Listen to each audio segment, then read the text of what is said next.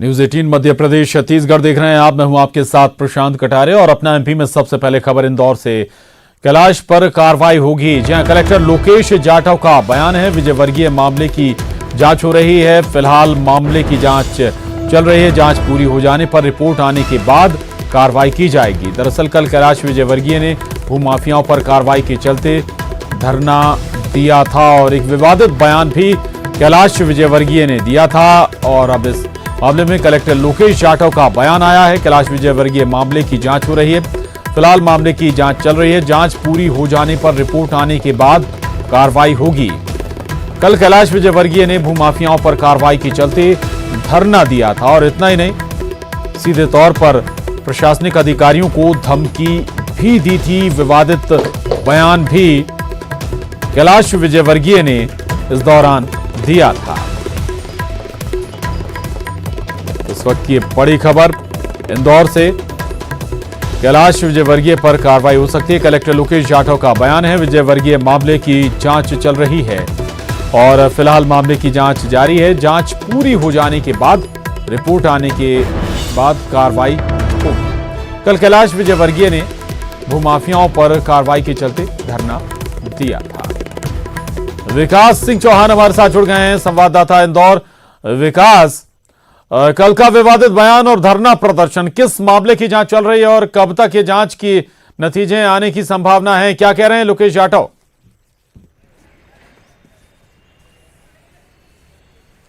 जी बिल्कुल प्रशांत, आपको बता दूं कि जिस प्रकार से कल कैलाश विजयवर्गीय ने धरना दिया था, उसके बाद एक उनका बयान सामने निकल कर आया था। ऐसे में कहीं ना कहीं कांग्रेसी जो कार्यकर्ताओं और जो प्रशासनिक अधिकारी हैं उनके बीच एक थोड़ी सी दूरियां नजर आ रही हैं। चूंकि जो कांग्रेस कार्यकर्ता है कुछ समय पहले ही संयुक्तागंज थाने पर ज्ञापन देकर गए हैं और उनकी मांग थी कि कैलाश विजयवर्गीय पर कठोर कार्रवाई की जाए, गंभीर कार्रवाई की जाए। उन्होंने जो बयान दिया है वो पूरे शहरवासियों को आहत करने वाला बयान है। तो कांग्रेसी कार्यकर्ता लगातार मांग कर रहे हैं। डीजीपी के नाम उन्होंने एक ज्ञापन सौंपा है संयुक्तागंज थाने पर नगर पुलिस अधीक्षक के सामने। वहीं आपको बता दूं कि जो कलेक्टर है उनका कहना है कि मामले में फिलहाल जांच जारी है, लेकिन अगर धारा 144 चूंकि लगी हुई है, ऐसे में कोई अगर उसका वायलेशन करता है तो साफ तौर पर उस पर जो कार्यवाही बनती है वो लिहाजा की जा सकती है।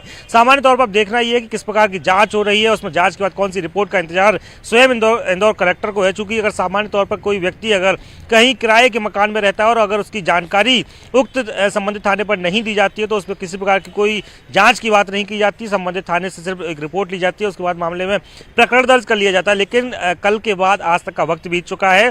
कांग्रेसी कार्यकर्ता लगातार कैलाश विजयवर्गीय के विरुद्ध प्रकरण दर्ज करने की मांग कर रहे हैं, लेकिन जो प्रशासनिक अधिकारी है वो कहीं ना कहीं अभी भी एक रिपोर्ट का इंतजार कर रहे हैं या फिर ऐसा माना जाए कि मामले को टालने का प्रयास कर रहे हैं। संभवतः ऊपर से किसी प्रकार के ग्रीन सिग्नल की वो इंतजार कर रहे होंगे और उसके बाद ही किसी प्रकार की कार्यवाही उन पर हो सकती है। लेकिन अभी तक जो नतीजा है, अभी तक जो फिलहाल जो निष्कर्ष है वो ये है कि कैलाश विजयवर्गीय पर किसी प्रकार की कार्यवाही नहीं की गई है। हालांकि कुछ समय पहले कलेक्टर लोकेश जाटव ने ये जरूर कहा है बिल्कुल विकास, जांच चूंकि मामला हाई प्रोफाइल है, आप कह भी रहे हैं कि बहुत छोटे से मामलों में एफआईआर दर्ज कर ली जाती है, लेकिन ये बड़ा मामला सीधे तौर पर न केवल वो धमकी देते हुए नजर आ रहे हैं, माफियाओं के खिलाफ धरना भी उन्होंने दिया। तो फूंक फूंक कर कदम रख रही है क्या पुलिस और प्रशासन?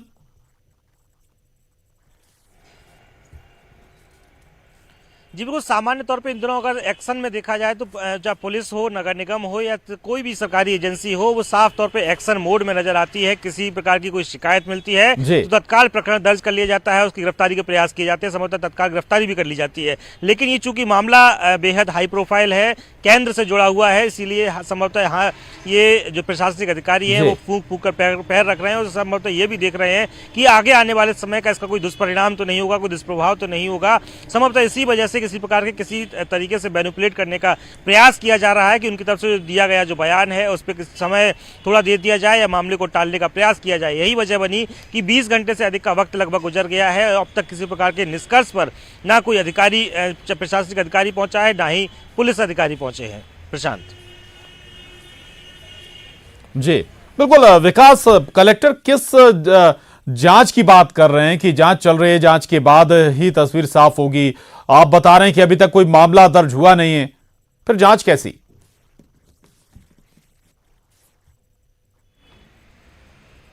जी बिल्कुल, जो कलेक्टर का जो इंतजार है, चूंकि जो घटनाक्रम हुआ था उसकी वीडियोग्राफी करवाई गई थी, वो वीडियोग्राफी के आधार पर तमाम साक्ष्य जुटाने का प्रयास कर रहे हैं। उस बयान का जो बयान दिया गया था उसकी वीडियोग्राफी उन्होंने जुटाई। तो प्रशासनिक अधिकारी को उन्होंने एक जांच सौंपी थी। संभवतः उस जो जांच रिपोर्ट आएगी वो जांच रिपोर्ट के बिहाफ पे प्रतिवेदन बनकर संबंधित थाने पर जाएगा और उसके बाद थाने पर प्रकरण दर्ज होगा। लेकिन सामान्य तौर पर इस तरह का घटनाक्रम आम दिनों में देखने के लिए नहीं मिलता है, आम इंसान के साथ देखने को नहीं मिलता है। यही गंभीर चूक यदि कोई धारा 144 का कोई उल्लंघन करता है तो तत्काल उस पर गंभीर धारा में प्रकरण दर्ज कर लिया था। आपको बता दूं कि इंदौर कलेक्ट्रेट के बाहर जब युवा मोर्चा के कार्यकर्ताओं ने प्रदर्शन किया था, तय समय के बाद भी वो प्रदर्शन कर रहे थे, जो उस गेट के भीतर दाखिल होने का प्रयास कर रहे थे, तो उन पर तत्काल कार्रवाई की गई थी और उसी वजह से लगभग 1 या 2 दिन के करीब उन्हें जेल तक रहना पड़ा था। लेकिन यहाँ बात युवा मोर्चा की नहीं है, प्रदेश की नहीं है, देश से जुड़ा हुआ मामला है, केंद्र से जुड़े हुए राजनेता से जुड़ा हुआ मामला है। इसी वजह से बड़े नेता है बीजेपी के कैलाश विजयवर्गीय और प्राथमिक तौर पर कह सकते हैं कि जांच हो रही है, कलेक्टर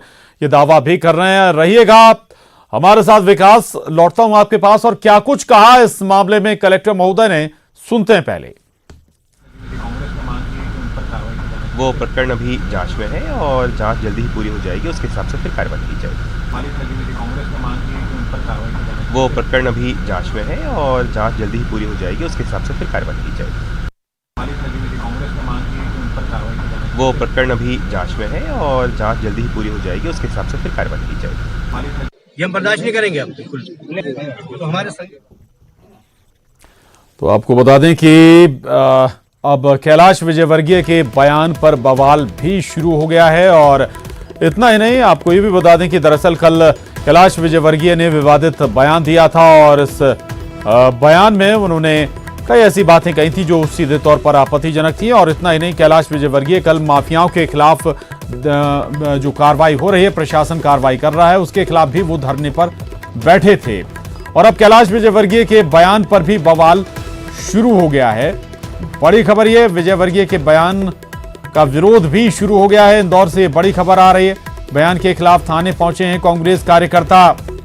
इतना ही नहीं, विजयवर्गीय पर मामला दर्ज करने की मांग भी की जा रही है। आपको भी बता दें कि थाने में डीजीपी के नाम ज्ञापन भी सौंपा गया है।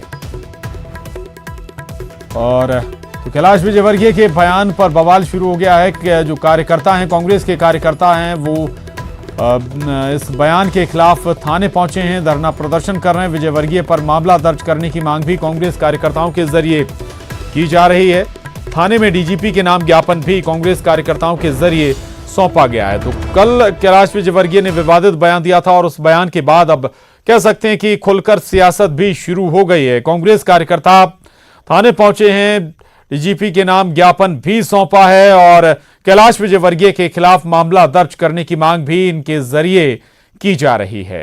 ये तस्वीरें देख रहे हैं इस वक्त आप अपने टीवी स्क्रीन पर, एक्सक्लूसिव तस्वीरें। कैलाश विजयवर्गीय मामले में एफआईआर दर्ज करने की मांग कांग्रेस कार्यकर्ताओं के जरिए की जा रही है और एक ज्ञापन भी डीजीपी के नाम सौंपा गया है। दरअसल कल कैलाश विजयवर्गीय ने सीधे तौर पर धमकी देते हुए कहा था कि वो अगर इंदौर में आरएसएस के पदाधिकारी नहीं होते तो इंदौर को आग लगा देते। इस तरह का बयान कैलाश विजयवर्गीय के जरिए कल दिया गया था। इसी के बाद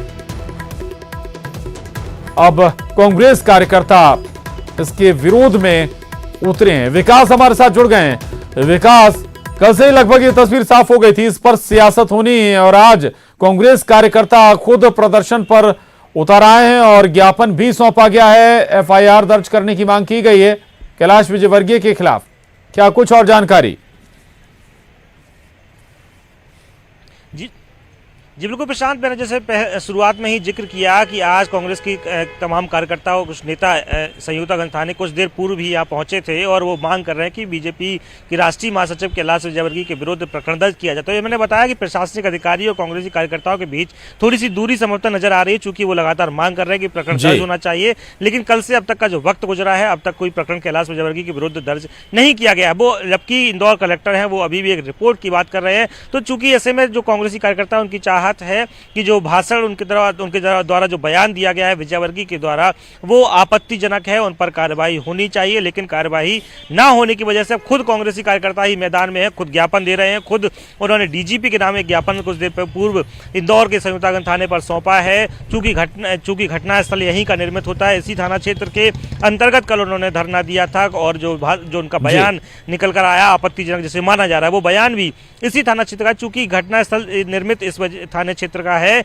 इसी वजह से वो लगातार मांग कर रहे हैं। इससे पूर्व यहाँ उन्होंने कुछ देर पूर्व सीएसपी ज्योति उमट को ज्ञापन सौंपा है और डीजीपी के नाम ज्ञापन दिया है कि अगर किसी प्रकार की अगर आपके मंशा या आपके पास रिपोर्ट नहीं पहुंच पा रही, देखना होगा विकास इसके बाद क्या मामला दर्ज किया जाता है, एफआईआर दर्ज की जाती है कैलाश विजयवर्गीय के खिलाफ। चूंकि अब खुद जो कांग्रेस कार्यकर्ता हैं वो इसकी मांग लेकर थाने पहुंचे, ज्ञापन भी डीजीपी के नाम सौंपा गया।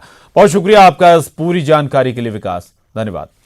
आगे बढ़ते हैं। इधर कैलाश विजयवर्गीय के बयान पर मंत्री गोविंद सिंह ने पलटवार किया। उन्होंने कहा कि बीजेपी की यही संस्कृति और विचारधारा है। उन्होंने बीजेपी को अशिष्टवादी और हिंसात्मक विचारधारा वाली पार्टी बताया।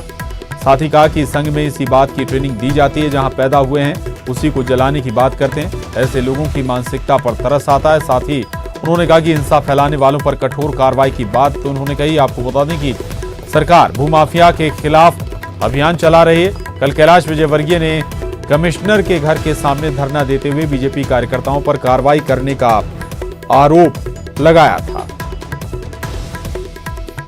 भारतीय जनता पार्टी की संस्कृति और विचारधारा ही फासिस्टवादी और हिंसात्मक है। उनको ट्रेनिंग भी इस बात की दी गई जाती है बचपन से राष्ट्रीय स्वयंसेवी संस्था में कि इस तरह की भाषा बोलें, इस तरह के कृत्य करें। और उन्होंने अपनी संस्कृति के अनुरूप इस बात का जिस मिट्टी में पैदा हुए, जिस मातृभूमि में आदमी रहता है उसकी पूजा करता है, लेकिन वो उसी को जलाने के लिए करते हैं। तो ये उनकी मानसिकता पर हमें तो तरस आता है कि अपनी माँ पर ही हमला करने का बात जो करता है वो इस देश के लिए, इस समाज के लिए और अपने नगर के लिए ये अशोभनीय नहीं है, चिंतनीय है। और उनकी जितनी निंदा की जा सके उतनी उचित है। उनके खिलाफ कोई कार्य करेगी, क्योंकि वीडियो में साफ तौर पर दिख रहा है कि वो सीधे अधिकारियों को धमकी दे रहे हैं। अब हमारे माननीय गृह मंत्री से आज भेंट होगी तो मैं उसमें चर्चा करूंगा। ऐसे लोगों पर, समाज को तोड़ने वाले, हिंसा फैलाने वालों पर कठोर कार्रवाई। खबर भोपाल से। सीएम कमलनाथ का अधिकारियों को निर्देश, माफिया की आड़ में आम आदमी को परेशान न करें। एक आदेश मुख्यमंत्री कमलनाथ ने दिया है। कार्रवाई से पहले पुख्ता करें कि जिसके खिलाफ कार्रवाई हो रही है वो माफिया है या नहीं। साथ ही ये भी आदेश है कि सामान्य अतिक्रमण पर तय नियमों के तहत कार्रवाई हो। शिकायतों के बाद सीएम ने ये संज्ञान लिया है। तो मुख्यमंत्री कमलनाथ ने प्रशासनिक अधिकारियों को आदेश दिया है कि माफिया के खिलाफ, माफिया की आड़ में आम आदमी को परेशान ना किया जाए। कार्रवाई से पहले पुख्ता करें कि वो माफिया है या नहीं जिसके खिलाफ कार्रवाई की जा रही है। इतना ही नहीं, सामान्य अतिक्रमण पर तय नियमों के तहत ही कार्रवाई की जाए। दरअसल शिकायतों के बाद सीएम ने संज्ञान लिया है और प्रशासनिक अधिकारियों को निर्देश दिए हैं। इससे पहले अतिक्रमण के खिलाफ, भूमाफियाओं के खिलाफ, तमाम तरह के माफियाओं के खिलाफ सख्त कार्रवाई के निर्देश मुख्यमंत्री कमलनाथ ने दिए थे। लेकिन उन्होंने अब ये आदेश भी दिया कि ऐसे लोगों के खिलाफ कार्रवाई ना हो जो आम हैं या जिनके खिलाफ या फिर माफियाओं की आड़ में किसी आम जनता को परेशान न किया जाए।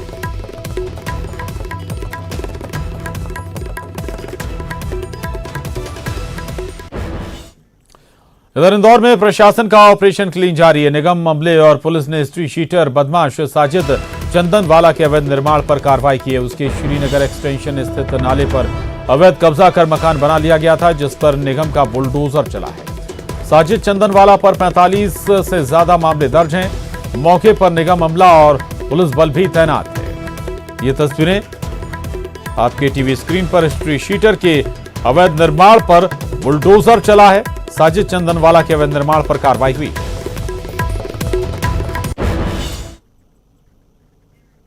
खबर भोपाल से है। अड़ीबाजी के आरोप पर इनाम का ऐलान किया गया है। अनम इब्राहिम है अड़ीबाजी का आरोपी। डीआईजी ने 10,000 रुपए के इनाम का ऐलान किया है। धमकाने और अवैध वसूली के दर्जनों मामले इस शख्स पर दर्ज हैं। काफी वक्त से ये आरोपी फरार चल रहा है। पुलिस ने कल अनम के ठिकानों पर दबिश दी थी। मकान और ऑफिस पर भी दबिश दी गई थी।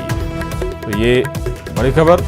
अनम इब्राहिम अड़ीबाजी का आरोपी है और उसके खिलाफ डीआईजी ने 10,000 का इनाम का ऐलान किया है। धमकाने और अवैध वसूली के दर्जनों मामले इस पर दर्ज हैं। काफी वक्त से फरार चल रहा था आरोपी।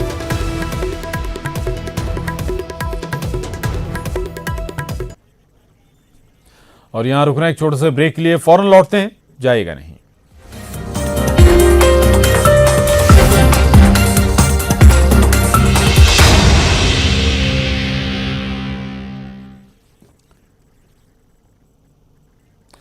ब्रेक बाद एक बार फिर खबरों का रुख करते हैं। सीएम ने एमपी शासन के कैलेंडर का विमोचन किया है। कैलेंडर में सरकार की 1 साल की उपलब्धियां बताई गई हैं। कैलेंडर में सरकार की उपलब्धियों को गिनाया गया है, जिसमें बिजली, पानी, इंफ्रास्ट्रक्चर डेवलपमेंट के क्षेत्र में क्या क्या काम किए गए हैं, इस सरकार के जरिए अपने सरकार ने इस कार्यकाल में क्या काम किया है, ये इस कैलेंडर में बताया गया। और इस कैलेंडर का विमोचन मुख्यमंत्री कमलनाथ ने किया है। तस्वीरें देख रहे हैं आप। कैलेंडर में जिस कैलेंडर का मुख्यमंत्री ने विमोचन किया है, इस कैलेंडर में सरकार की 1 साल की उपलब्धियां बताई गई हैं। कैलेंडर में बताया गया है कि सरकार ने अपने लगभग 1 साल में क्या क्या बड़े काम किए हैं। बिजली, पानी, इंफ्रास्ट्रक्चर डेवलपमेंट से जुड़े हुए कौन कौन से महत्वपूर्ण काम हैं जो इस सरकार ने पूरे किए हैं।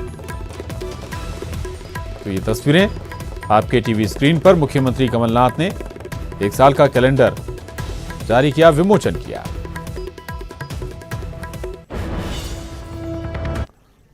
खबर भोपाल से है। बर्खास्त जेल अधीक्षक की संपत्ति अटैच की गई है। पुरुषोत्तम सोम कुंवर की संपत्ति अटैच कर दी गई है। 65 करोड़ रुपए की संपत्ति को अटैच किया गया है। आयकर विभाग ने यह कार्रवाई की है। संपत्ति की खरीद फरोख्त पर रोक लगाई गई है।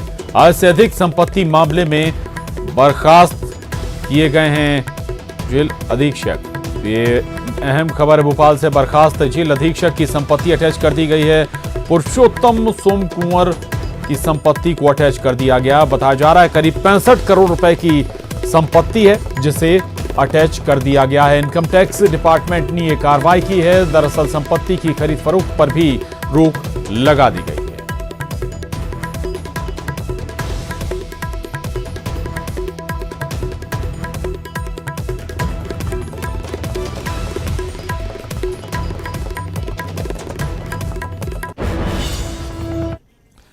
और इस वक्त की बड़ी खबर छत्तीसगढ़ के बिलासपुर से है, जहां खबर यह कि अब बिलासपुर में कांग्रेस का महापौर होगा। ये बड़ी खबर है इस वक्त की।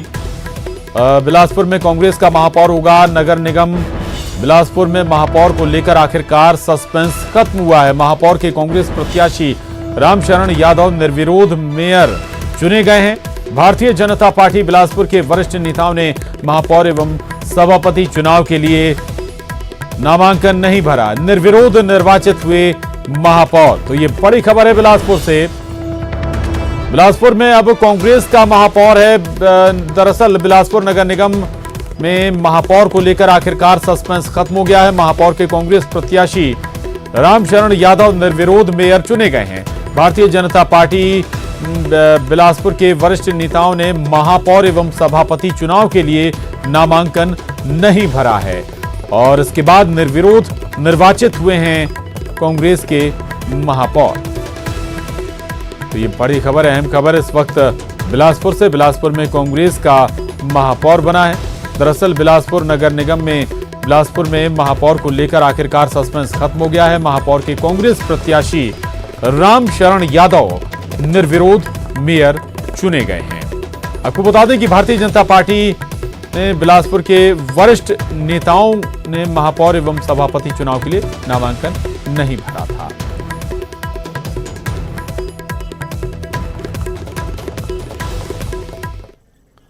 संजय हमारे साथ जुड़ गए हैं और जानकारी के साथ। संजय, क्या वजह रही आखिर नामांकन ही नहीं भरा गया बीजेपी की तरफ से महापौर के लिए? जी, पार्षद शपथ ग्रहण के बाद दोनों ही पार्टियां अलग अलग जगह पे अपने राय मसूरी के लिए गए हुए थे।